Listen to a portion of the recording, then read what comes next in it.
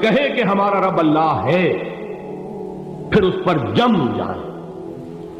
ان پر فرشتوں کا نزول ہوتا ہے، نہ کوئی غم کرو نہ خوف، خوشیاں مناؤ جنت کی جس کا تم سے وعدہ کیا گیا تھا۔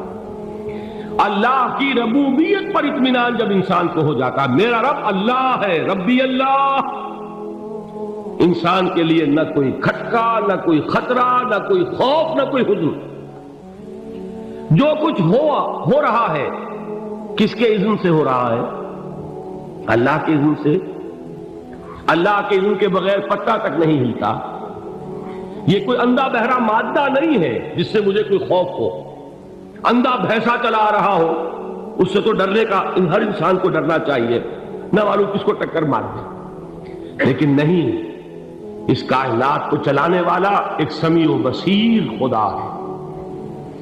وہ جو میرا دوست ہے، میرا ولی ہے، اللہ ولی الذین آمنوا یخرجہم من الظلمات الی النور، اللہ اہل ایمان کا ولی ہے، ساتھی ہے، پشت پناہ ہے، مددگار ہے، حمایتی ہے۔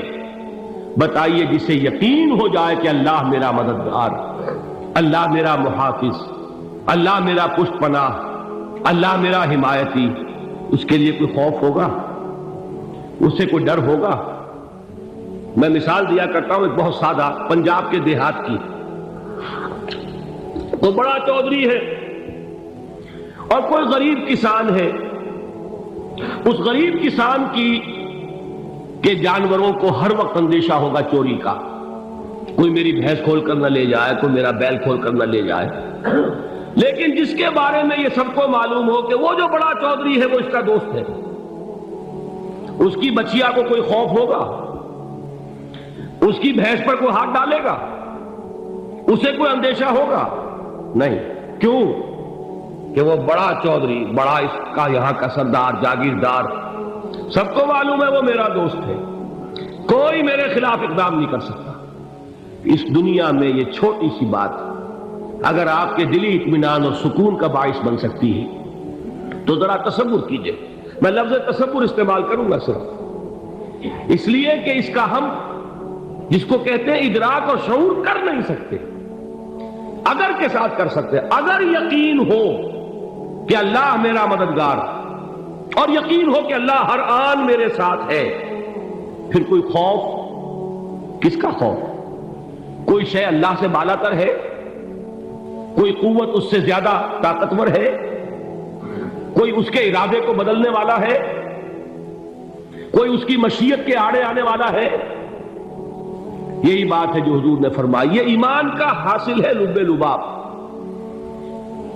کہ دیکھو اچھی طرح اس بات کو ذہن نشین کر لو، اگر تمام انسان مل کر تمہیں کوئی نقصان پہنچانا چاہے نہیں پہنچا سکتے، مگر جو کچھ اللہ نے لکھ دیا ہو، اور تمام انسان مل کر تمہیں کوئی نفع پہنچانا چاہے نہیں پہنچا سکتے، مگر وہ شے جو اللہ نے طے کر دی۔